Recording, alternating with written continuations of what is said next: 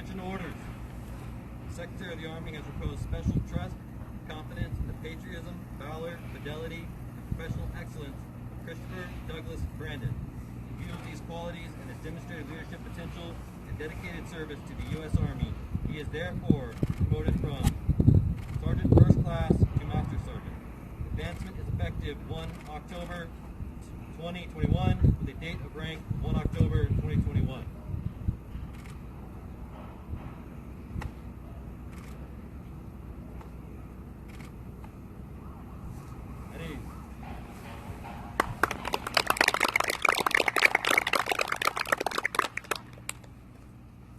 So I've always thought of myself as a pretty hard worker, right?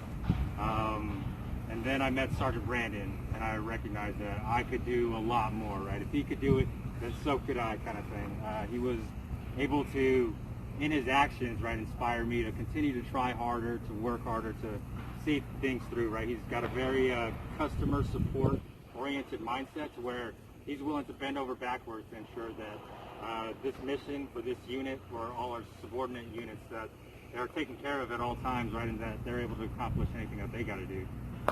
Sergeant Brandon was initially supposed to come to my section and serve as my NCOIC, but due to unfortunate circumstances, that was delayed for, the entirety of over a year, right?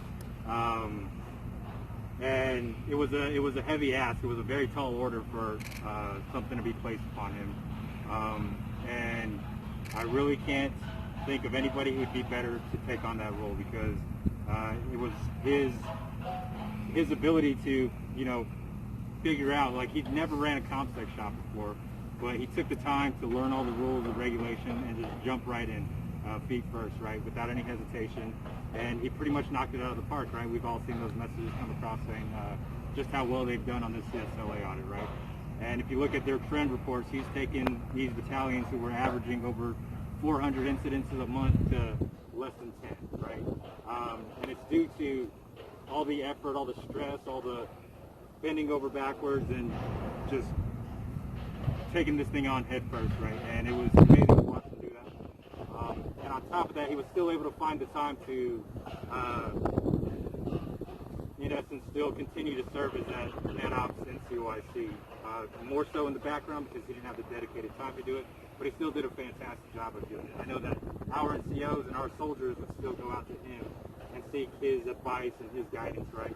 And he worked those late nights with me too, and it was in those times that I really got to connect with him and sort of see.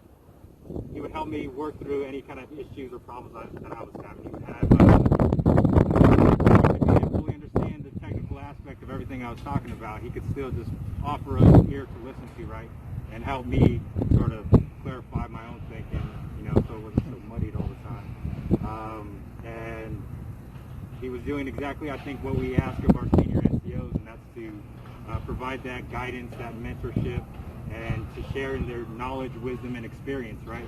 So knowing that I've seen him personally do it, I don't have a single doubt in my mind that when he's asked to serve as a senior enlisted advisor of a company commander or wherever he goes, right, I know he's going to do a fantastic job of that. So I'm excited to see where his career takes him.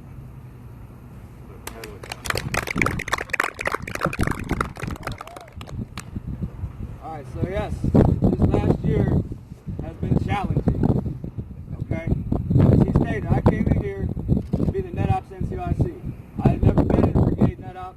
I had never been in a battalion NetOps. I've been slagging it down in the trenches in the company, all right? They needed somebody to fill in for the vault. If you stay in long enough, the Army's going to ask you to do things that are outside your comfort zone. They're going to ask you to do things that are outside your area of expertise. But your ability to successfully execute those things with the diligence and the effort and the work that you put into it will develop you professionally, it will develop you personally, and it's one of those things that will undoubtedly set you apart from your peers. All right, so I just want to thank everybody for coming out. Mr. Jordan, Ms. Holbert, Matt, Lieutenant Allen, Chief Smith, taking time out their day, and everybody else had to be here. Sergeant Henry, right? Thank you all for coming. I appreciate the support. I appreciate the support of the command team that's here. Major McCallum, Master Sergeant Bates, Master Sergeant Taylor. When first came on board, it was a very toxic environment. But we had all the right pieces come together at the right time to build something that was significant and sustainable. So, yeah, as Sergeant Ayala hinted at it, our success is largely predicated on what you all do for us. All right? And it's up to us to inspire you to do the things that need to be done so that you can help us succeed, and then in turn help you succeed. So I'm going to be done with that because I know everybody wants to get out of here. It's Friday and I'm the last one. But thank you all for coming out.